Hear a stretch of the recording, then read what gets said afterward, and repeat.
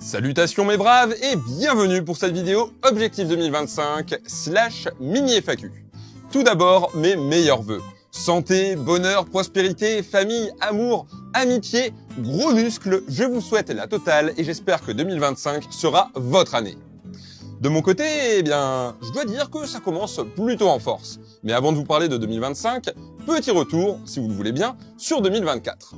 Comme vous l'aurez constaté, ça n'a pas été l'année la plus productive de la chaîne. Il y a eu 5 vidéos longues, une cinquantaine de shorts, peut-être la moitié pendant les JO, et bref, c'était nul. La principale raison, c'est que 2024 était une année de transition. Je ne bosse plus avec les mêmes personnes, j'ai pas du tout le même rythme, c'est plus la même manière de faire les vidéos, et puis j'ai passé beaucoup de temps à vous préparer Histoire musclée. Je vous passe les détails, mais entre les recherches, l'écriture, le générique, les musiques, la prépa du montage et la post-prod, ça représentait des centaines et des centaines d'heures de boulot. Mais également beaucoup de sous à balancer et autant de stress, croyez-moi. Vos retours sur le premier épisode sont très flatteurs, je vous en remercie, et sachez que ce n'était là qu'un coup d'essai. Ça a mis beaucoup de temps à se préparer, faut dire que je n'ai ni les moyens de Nota Bene, ni ceux de Thibaut InShape, ou encore moins ceux de Squeezie, donc forcément, ce qui pour eux pourrait être simple à faire, ne l'est pas pour moi. Je n'ai que 120 000 abonnés, et j'essaie de vous proposer un contenu quasi documentaire, donc forcément, c'est complexe. Néanmoins, rassurez-vous, pour cette année, il va y avoir beaucoup plus d'épisodes. Je pense que le plus dur, c'était de mettre le pied à l'étrier, de se lancer. Et pour vous dire, on a tourné 3 choses dans le sud avec les somatophylaques. Donc, vous avez eu un premier épisode sur Sparte, et il va y en avoir un deuxième qui devrait sortir pour début mars. Aussi, sachez que je suis justement en train de préparer le tournage de 2 autres épisodes qui auront lieu dans une époque complètement différente, avec beaucoup plus de moyens, beaucoup plus de figurants. Bref, je vais voir beaucoup plus grand pour un deuxième tournage et je pense que ça va vous plaire. En fait, je viens de remarquer que je suis passé de 2024 à 2025 sans transition en vous parlant d'histoire musclée, mais bon, c'est pas grave, on s'en fout. Toujours est-il, pour l'année qui vient, il va y avoir 3 formats principaux sur la chaîne. Déjà, histoire musclée, j'en ai parlé, c'est vraiment ce que je veux mettre en avant comme étant le fer de lance d'IronQuest, parler d'histoire du sport, du corps, de l'alimentation, bref, parler d'histoire. Ensuite, on va retrouver J'irai pousser chez vous, émission que vous connaissez désormais très bien. D'ailleurs, à l'heure où sort cette vidéo, il y aura peut-être eu un épisode d'1h30, très important pour des raisons personnelles, vous comprendrez en regardant, qui sera posté donc sur la chaîne. Et il y en a un deuxième qui est en préparation avec Tengo et Henri des Colosses. Un épisode très drôle qui va vraiment trancher des 2 invités qu'il y aura eu juste avant. Enfin bref, c'est un format que j'aime beaucoup, qui permet de voyager, de rencontrer du monde, et ça va continuer cette année, sachant que je vais essayer de m'extirper tout doucement de la sphère purement YouTube pour aller vers des horizons un petit peu différents. Ce qui a déjà été commencé plus ou moins, par exemple avec Alain Gustave, qui était beaucoup moins connu à l'époque, mais le gros des invités, ça reste des youtubeurs. On va essayer de corriger ça. Enfin, pour ce qui est du 3e format que j'ai évoqué, il prend ses racines dans le gros souci de la nouvelle version d'Histoire musclée. C'est un gouffre à thunes et à temps incroyable. Je ne vais pas pouvoir faire des épisodes tous les mois, même si j'adorerais. J'ai pas les moyens. Donnez des sous, achetez Aquilab s'il vous plaît. Enfin bref, non, j'ai pas les sous. Et du coup, à la place, je me suis dit, pourquoi pas mettre en place une sorte de petit frère, de petite sœur, soyons inclusifs, d'histoire musclée. Donc un format qui serait moins long, par exemple entre 10 et 15 minutes, on va dire, plus 15 s'il y a une sponsor, on verra, mais qui me permettrait de traiter des sujets, que je ne pourrais pas forcément faire de manière aussi complète sur une histoire musclée.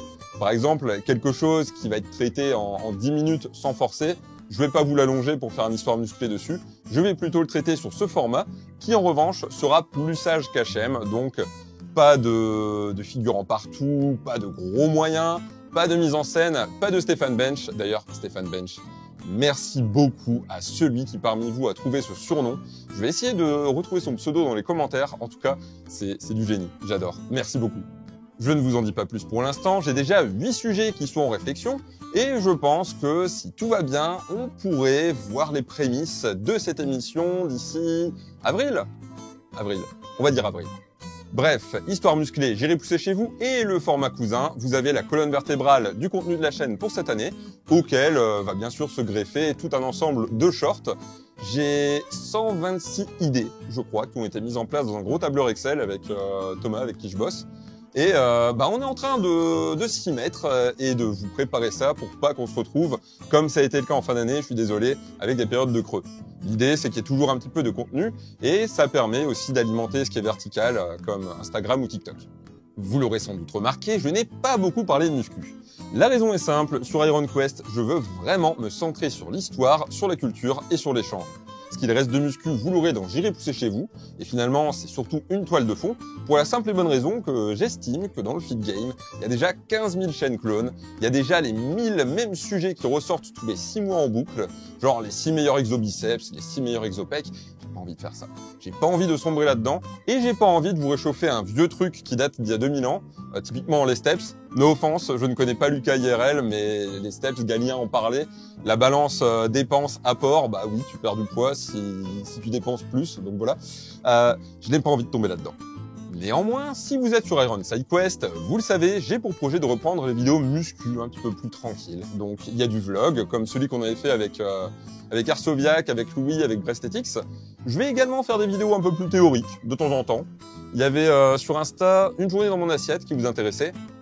Ça, je vais le faire aussi. Je vais refaire une visite du home gym. Bref, je vais refaire du contenu beaucoup plus feed game classique sur cette chaîne. Ça et des vlogs complètement hors sujet comme celui sur le Hellfest où je vais retourner cette année sans aucun doute, donc vous aurez un vlog V2 bien évidemment. Et puis il y a un format que j'aimerais bien faire revenir finalement sur la chaîne secondaire, c'est Iron Lab. Je vous en parle depuis 1000 ans, j'ai bossé dessus, il y a une musique qui a été faite, on réfléchit au générique, à tous ces trucs là, et je me dis que ça pourrait bel et bien devenir le porte-étendard d'Iron Side Quest. Pourquoi pas? Donc ça, à voir. Je pense que je vais essayer de mettre en route la machine d'ici le mois de mai pour Iron Lab, sachant que je vais peut-être déménager. Donc voilà, ce sera l'occasion de réaménager le studio pour pouvoir tourner facilement le bazar, sachant que j'aimerais le faire sur fond vert dans une ambiance un petit peu c'est pas sorcier. Enfin bref, vous verrez. On en reparle d'ici quelques mois. L'air de rien, je pense qu'on a fait le tour de YouTube pour cette année 2025. Je vais éviter de vous parler de Twitch et compagnie ici, sinon la vidéo pourrait durer 3 heures. Néanmoins, Twitch, allez vous abonner, c'est rigolo. On fait des lives régulièrement, il y a du jeu vidéo, il y a de la React, on rigole, on s'amuse. Vous pouvez me poser des questions en direct, bref, c'est cool, abonnez-vous. Et sans plus attendre, on passe à la FAQ. Link alliant, entraînement type sur la semaine. Je suis récemment passé sur un WPPL, pull push legs, push pull legs, dans cet ordre-là, avec donc un premier push qui sera très axé pec, un premier pull qui sera très axé dos, le deuxième push qui sera davantage triceps pec et le dernier pull qui sera davantage biceps arrière d'épaule. Voilà. Jojo Forgeron, je t'aime. Moi aussi. Rose Reseda, ce serait quoi ton mode de vie idéal? Plutôt sédentaire et enraciné? Plutôt nomade et voyager souvent tout en ayant tes projets? Continuer ton métier actuel? Tester d'autres choses? C'est vraiment une question au sens large. Effectivement, ce n'est pas la question la plus concise qu'on ait pu me poser, mais écoute, c'est complexe parce qu'il y a deux facettes chez moi. Il y a une facette un peu dreamer, qui voudrait avoir sa femme, ses enfants, sa famille, son toutou, le chat, la maison, tout ça. Et bien évidemment, ça demande une certaine sédentarité. C'est possible de ne pas être sédentaire et d'avoir une famille, bien évidemment, mais on ne peut pas profiter pleinement du truc. Et j'aimerais bien me retrouver un jour daron, un daron un peu à la Omniman, un daron un peu d'éther à moustache pour m'occuper de mon marque, sans le pétage de câble d'Omniman néanmoins. On va mettre ça de côté. Donc il y a le côté dreamer, disais-je, et il y a le côté qui a soif de liberté, qui a besoin de choses qui changent, qui évoluent, qui a besoin de regarder dans une direction et de foncer vers cette direction qui t'a bougé beaucoup. Et en cela, je pense que j'ai le métier parfait finalement, puisque j'ai un boulot qui me permet de travailler depuis chez moi, qui me permet de travailler depuis n'importe où finalement, mais je peux tout à fait être posé avec. Et ce boulot a aussi une part d'imprévu et une part d'aventure qui est énorme, puisque je ne sais jamais ce qui va se passer d'une semaine à l'autre, je ne sais jamais ce qui va se passer d'un mois à l'autre, pour la simple et bonne raison qu'il y a des tournages qui s'organisent un peu à la zob. C'est un problème d'organisation, je le conçois, mais c'est un métier avec plein de surprises, avec plein d'imprévus, et ça nourrit un petit peu ce côté explorateur que j'ai. Donc ce qui est sûr, c'est que le métier, je n'en changerai pas. Et pour conclure sur le mode de vie idéal, j'ai besoin des deux en fait. Sédentarité et aventure. Vincent MBS, d'après toi, pourquoi les haltères Power Block sont si peu présentes dans le paysage? Tout simplement parce que c'est beaucoup trop cher pour ce que c'est. Un power block, tu vas payer ça, je sais pas, 400 balles, c'est peut-être une connerie, hein. Un bon 400 balles, 400-500 balles. Et qu'est-ce qui va se passer? Tu vas avoir un truc où tu peux charger que de 2 kg en 2 kg ou de 1 kg en 1 kg. Alors que tu vas à Decathlon, tu t'achètes une valisette d'haltères avec des haltères filetés et tu rajoutes, je sais pas, 40-50 kg de poids. Tu vas payer 2 fois moins cher. Et si tu prends des poids de 0,5 ou de 0,25, tu vas pouvoir monter de 0,5 ou de 1 kg. Et donc avoir beaucoup plus de paires finalement, pour moins cher. Pourquoi s'embêter avec des power blocks? Néanmoins, je ne dis pas, les power blocks, c'est sympa, ça permet de changer rapidement de poids, c'est vrai que c'est un peu moins chiant que de dévisser à chaque fois, mais c'est pas le genre de truc dans lequel j'investirais. En revanche, si on m'en offre, je prends, je dis pas non. Rafou92i, ton top 3 des groupes de métal. Il me semble que j'ai déjà répondu à cette question sur une autre FAQ, mais allons-y. Maiden, Rammstein, Hammerfall et Children qui caracole avec Hammerfall. Le fait est que j'ai découvert le métal avec Rammstein, avec Durch so gut, le clip avec les vampires, je devais avoir 13 ans. On était gardé avec un copain par une nounou qui était un gros métalleux d'éther. Et donc Rammstein, derrière il a vu qu'on kiffait, donc il m'a montré Fear of the Dark et Run to the Hills de Maiden, puis également du Motorhead et tout un tas de trucs. J'ai accroché direct et à partir de ce jour-là, j'ai vraiment trouvé la musique qui me plaisait et je suis devenu métalleux. En troisième position, j'annonce donc Hammerfall, groupe de power metal, style qui compte énormément pour moi, qui a beaucoup défini ce que j'écoute et c'est un groupe que j'adore. Même si les derniers albums, je trouve, sont un petit peu redondants. J'ai parlé également de Children, pas loin derrière, puisque c'est mon grand groupe de death metal d'adolescence, et pas que d'adolescence d'ailleurs, sachant qu'Alexis Layo est l'homme qui m'a déterminé à me laisser pousser les cheveux. Et oui, c'est absolument dégueulasse, je sais. Genesis 444. Salut, quelles ont été les choses qui t'ont dégoûté de la justice française, force et honneur? Force et honneur. Le fait est que je ne vais pas pouvoir te répondre de manière aussi pleine et complète que j'aurais souhaité le faire, puisque nous ne sommes pas dans un bar, mais nous sommes sur YouTube. Nous sommes dans un lieu public, entre guillemets, public très ouvert, et je suis tenu par certaines obligations, quand bien même je me suis barré. Pour faire simple, on va dire que les études de droit, c'est un truc qui est très clean, très carré, très propre. Tu vas avoir tes lois, tes jurisprudences, tu vas avoir tes profs qui t'expliquent quand il y a un souci, tu as des chercheurs qui sont en train de creuser des concepts, tout paraît net, tout paraît nickel, bien pensé, et puis une fois que tu arrives sur le terrain, une fois que tu arrives en pratique, tu te rends compte que c'est la merde, il n'y a rien qui va. Et si bien que ça me fait penser à une phrase que m'avait sortie une collègue en arrivant, enfin en formation, c'était t'es rentré au ministère de la Justice, mais tu vas bien vite te rendre compte que tu travailles pour le ministère de l'Injustice. C'est une phrase qui veut, mine de rien, dire beaucoup de choses, puisque certes, l'injustice, tu vas la côtoyer si tu es dans le milieu de la justice. Logique. L'un ne va pas sans l'autre, dans un certain sens. Mais il y a beaucoup de choses qui pourraient être empêchées. Il y a beaucoup de décisionnaires qui te demandent à quoi ils pensent, en fait. Tu te demandes ce qu'ils foutent, ce qu'ils font.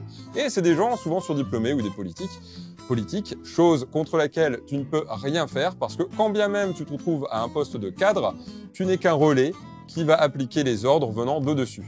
Pour ma part, je suis rentré dans ce milieu parce que j'avais une vision éthique et morale très forte et je me voyais pas aller au boulot en fait le matin en ayant la boule au ventre et en sachant que je vais faire des choses qui moralement ne me conviennent pas. Moi, j'ai démarré le droit, j'ai voulu rentrer dans ce milieu-là parce que je kiffais Batman, en fait, voilà. Et je me suis rendu compte que les super-héros, ça marche mieux dans les comics. Voilà. Arcadie Picardie, tu voulais reprendre le karaté. Ça en est où cette histoire? Mais mon bon ami, si j'avais le temps, bien sûr que j'aimerais reprendre le karaté. Le problème, c'est que les journées ne font ni 36 ni 48 heures, elles n'en font que 24. Et l'année dernière, pour te dire, j'ai dû mettre en pause plein de trucs, j'ai dû ralentir d'autres choses. Par exemple, le catch, je n'ai plus catché depuis le mois d'août, tout simplement parce que je n'avais plus le temps.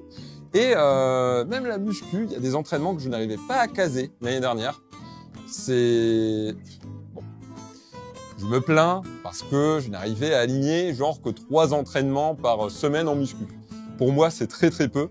Mais l'année dernière, avec Histoire musclée sur la fin de l'année, ça a demandé tellement de taf en fait que j'avais plus le temps de rien. Donc reprendre un autre sport en plus de ce que j'ai déjà, pas possible.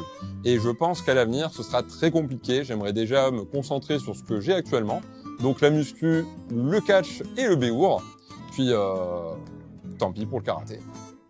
Yann 77160. Quel serait pour toi l'aboutissement de ta chaîne YouTube? Un projet que tu rêverais de faire? Force à toi. Sky is the limit. En vrai, pour ce qui est de YouTube, à chaque fois, je me remets des objectifs plus ambitieux. C'est comme la muscu, j'applique exactement la même logique. C'est-à-dire que je vais viser un truc, je vais l'obtenir, je vais mettre un truc au-dessus, je vais l'obtenir, je vais remettre un truc au-dessus, et je pense que je ne serai jamais satisfait, jamais pleinement du moins. En revanche, ce qui me ferait bien plaisir, c'est de réussir à pousser Histoire musclée à un stade presque télé, qu'il y ait un secret d'histoire du corps, de la muscu et de l'alimentation sur YouTube en fait, et que ce soit moi, Stéphane Bench. Ça, ce serait cool. Et un aboutissement, on sortirait de YouTube, on irait vers le cinéma. Ce serait de pouvoir produire, réaliser, pourquoi pas même interpréter un personnage dedans, un moyen métrage, un long métrage. Mais quand je vois les tunasses que je peux mettre pour des vidéos YouTube, qui ne font que des vidéos YouTube, je me dis que si je me lance dans le milieu ciné, là, il va me falloir un paquet d'oseille. Samouille, tu prévois de montrer ton leg day prochainement? Ça tombe très bien que tu poses cette question puisque j'ai prévu une dernière vidéo muscu sur la chaîne principale. Je disais tout à l'heure qu'il n'y en aurait plus, mais c'est faux. Et cette vidéo, c'est le leg day. Mathis Guiloury-Gourdon, à quand le nouveau J'irai pousser chez vous? À l'heure où sort cette vidéo, soit demain, soit dans 2 jours, soit c'est déjà sorti. Soniokel 25, de nouveaux concepts de vidéos pour 2025 et tes objectifs en termes de sport. Pour ce qui est de mes concepts en 2025, j'ai déjà répondu. Et pour mes objectifs sportifs, je l'ai teasé un petit peu avec la question d'Arcadie, mais j'ai dû diminuer certains trucs l'année dernière, en fin d'année dernière. C'était pas l'année la plus propre et j'aimerais bien cette année tout reprendre vraiment à fond. Donc côté muscu, repartir sur une base vraiment archi carrée et pourquoi pas pousser un petit peu le curseur du culturisme. J'ai toujours été convaincu que je n'ai pas d'avenir du côté esthétique, du côté bodybuilding, puisque je ne pense pas avoir des insertions de fou furieux, je ne pense pas être archi-esthétique.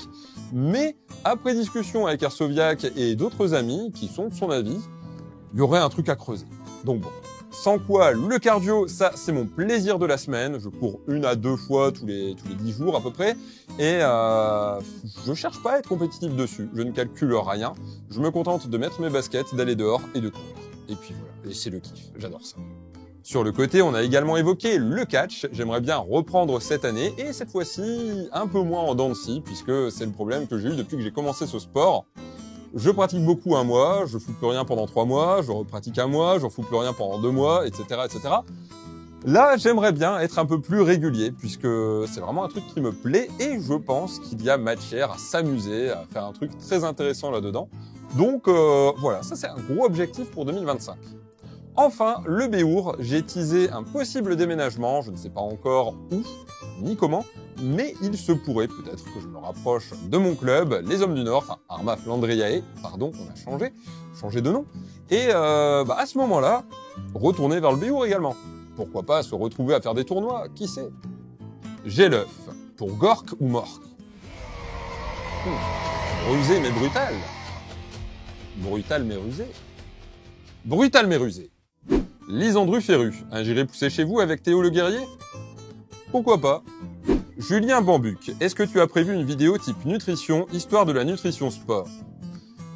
Je ne suis pas sûr de t'avoir bien compris, mais soit tu parles d'une vidéo d'histoire sur la nutrition sportive, auquel cas c'est effectivement en projet pour le format annexe à Histoire musclée, dont j'ai parlé tout à l'heure, mais tu parles peut-être tout simplement d'histoire de l'alimentation, auquel cas, bien évidemment, j'en ai déjà parlé dans Histoire musclée, je vais en reparler, et c'est même une actualité brûlante, puisque c'est au programme du tournage que je prépare en ce moment. Booba.clxx, tu fais toujours du catch? On ne t'entend plus beaucoup en parler. Mon dernier match remonte à fin août, en Mayenne, un endroit bien paumé. Depuis, je ne suis plus monté sur un ring à mon grand regret, mais ça va revenir, promis. Et la preuve, je vais catcher au Geek Days de Rennes, donc les 8 et 9 février, je crois, ou 7 et 8, je ne sais plus, vous irez voir. Au Geek Days de Rennes, disais-je, où vous pourrez m'observer en slip en train de combattre d'autres hommes. Je vous invite à venir nombreux m'encourager. Et si vous ne pouvez pas, c'est pas grave, je compte bien évidemment avoir d'autres matchs cette année. Alexandre DRVX, tes derniers coups de cœur en matière de métal? Eh bien, en ce moment, j'écoute, comme à mon habitude depuis quelques années, énormément de glam. Je suis définitivement perdu dans l'étreinte de Slanesh, vous m'envoyez navré, et beaucoup de hets en ce moment. Je retombe, je trifouille des trucs qui datent d'il y a 10-15 ans, donc hets, mais on peut pas vraiment parler de coup de cœur puisque c'est de la redécouverte finalement. L'année dernière, qu'est-ce qui m'a marqué? Le nouveau Falling in Reverse, le nouvel album, incroyable. Un groupe qui ne déçoit pas, qui surprend, et j'ai hâte de les voir au Hellfest. Aussi, truc de normie, bien normie, Linkin Park, on a beaucoup critiqué la chanteuse qui s'en est prise plein la gueule, mais qu'est-ce que vous voulez faire avec Chester? On va pas faire de la nécromancie non plus, le pauvre, laissez-le là où il est. Et on va dire oui, mais c'est plus Linkin Park. Est-ce qu'on a dit la même chose de Slipknot quand Paul Gray est décédé ou quand Joey Jordison s'est barré? Non. Alors, pourquoi est-ce que le chanteur devrait conditionner tout le groupe? Certes, c'est un truc qui est plus difficile à remplacer, mais écoutez, si tous les autres icos, ils avaient envie de revenir, là, ils ont pu revenir en beauté, et ça, c'est cool. Vraiment. On va finir sur un truc un petit peu moins normie avec un petit groupe de death metal français, j'ai nommé Azelma, une véritable pépite qui est en train d'éclore et que vous avez peut-être même déjà entendu sur le dernier vlog de la chaîne. Je vous encourage à aller les jeter, c'est des gars qui ont besoin de force et qui le méritent. Je pense très sérieusement qu'on va longtemps entendre parler d'eux, mais ça, seul l'avenir le dira. Maxime Suarez, satisfait de 2024, quels objectifs pour 2025? Pour ce qui est des objectifs, j'ai déjà répondu, et satisfait de 2024? Non. Non, pour deux raisons. Premièrement, je suis jamais content. Je suis une sorte de lait envers moi-même, en fait. Ça aurait pu toujours être mieux. Et deuxièmement, très objectivement, il n'y a eu que 5 vidéos longues cette année. Pas content. Mais c'est pas grave, comme je disais, c'était l'année de transition, le plus dur est fait. Maintenant, on va déglinguer 2025. Archiford, est-ce que tu comptes te mettre plus dans le catch? J'ai reçu une douzaine de questions sans déconner sur le catch. Là, c'est la troisième à laquelle je vais répondre. Et je vais répondre car l'axe est différent. C'est sur mon souhait, ma volonté. Et oui, j'aimerais beaucoup me mettre plus au catch. C'est un truc qui regroupe 3 choses que j'adore. Le côté spectacle, mise en scène, le côté athlétique et le côté théâtral.